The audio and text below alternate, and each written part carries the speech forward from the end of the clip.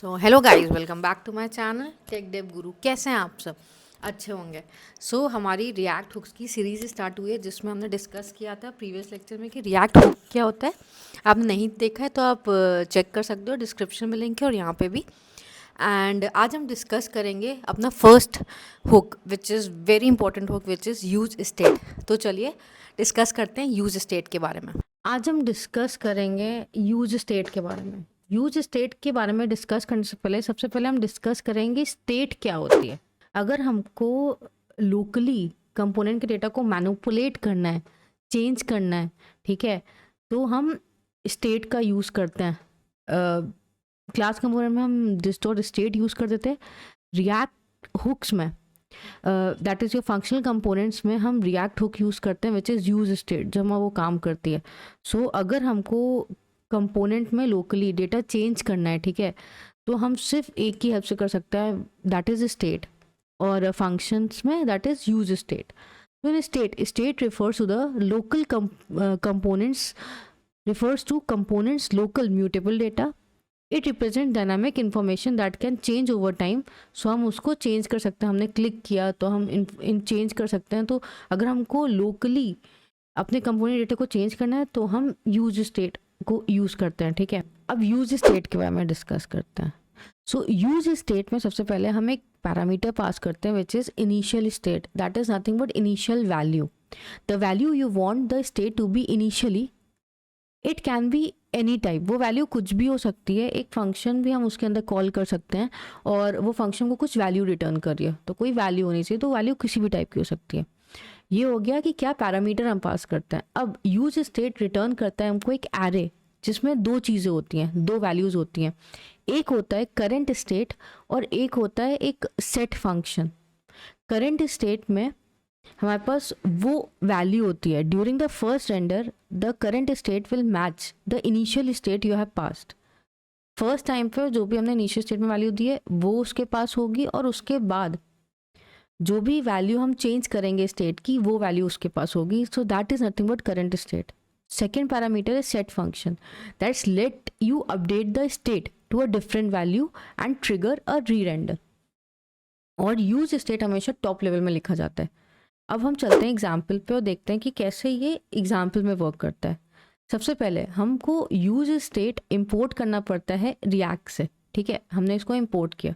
अब हमने यहाँ पे लिखा, हम काउंटर बना रहे हैं, ठीक है। मैंने लिखा count comma set count. Count is my current state, set count is my function and 0 is my initial value. अब इनिशियल स्टेट में सपोज यहाँ पे 4 देती हूँ, ठीक।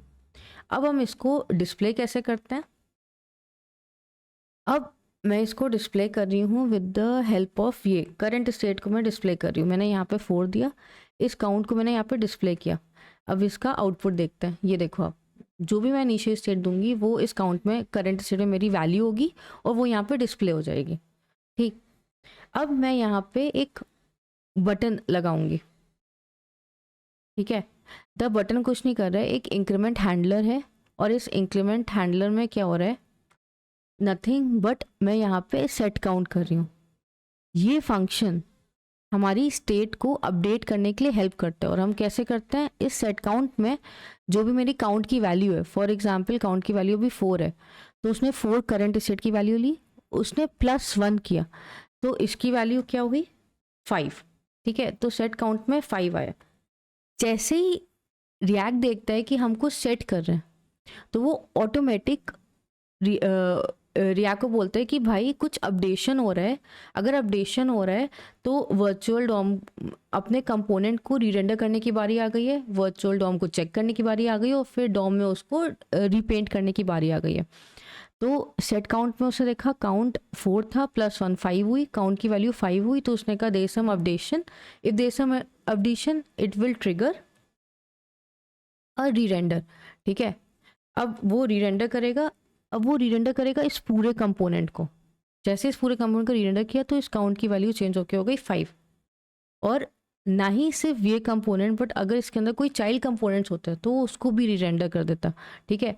अब हम देखते हैं, अभी इनिशियल वैल्यू है 4, तो करंट स्टेट में इनिशियल वैल्यू 4 है। जैसे मैं इंक्रीमेंट करूँगी 5, फिर 5 + 1 6 7, तो बाबा रीरेंडर कर रहा है, इसके वजह से आपको यहाँ पे वैल्यू दिख रही है। एक और तरीका होता है सेट काउंट में चीज़ों को अपडेट करने का, विच इज सेट काउंट। ये एक कॉल बैक फंक्शन लेता है। इस कॉल बैक फंक्शन के अंदर पैरामीटर प्रीवियस है। प्रीवियस में हमारे पास जो प्रीवियस काउंट की वैल्यू है वो रहेगी। अब उस प्रीवियस वैल्यू में हम +1 करते हैं, ठीक है। सो 2 तरीके होते हैं सेट काउंट को करने के। मैं इसको यहाँ पे कर दूँ और यहाँ पे भी सेम किया है। सेट काउंट में ये एक कॉल बैक फंक्शन लेता है और हम इस कॉल बैक फंक्शन को यूज़ कर रहे हैं। इस कॉल बैक फंक्शन में प्रीवियस इज़ नथिंग बट जो भी काउंट की प्रीवियस वैल्यू है वो उसको लेगा और उसको +1 करेगा, ठीक है। अब ये प्रीवियस वैल्यू अभी क्या है 4 को लेगा +1 करेगा, फिर 5, फिर 6, सेम चीज़ करेगा जो पहले करा था, बस 2 तरीके हैं इसको लिखने के, 4, 5, 6, 7, 8, 9, 10। सो दिस इज़ अबाउट, ये एक तरीका है, ये एक तरीका है। ये सिंपल चीज़ें हैं यूज स्टेट की जो हमने अभी डिस्कस की। इसके बाद हम थोड़ी सी कॉम्प्लेक्स चीज़ें स्टेज में डिस्कस करेंगे अपने नेक्स्ट लेक्चर में, ठीक है। So that's it for my video.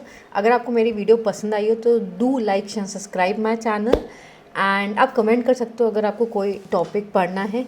और एक और बहुत इंपॉर्टेंट इन्फॉर्मेशन, अगर आप इंटरव्यूज़ क्लियर करना चाहते हो तो आप मेरे साथ 1-to-1 मॉक इंटरव्यू भी बुक कर सकते हो by going to this devreadyacademy.com, और वहाँ पे अपना मॉक इंटरव्यू 1-to-1 मेरे साथ बुक कर सकते हो।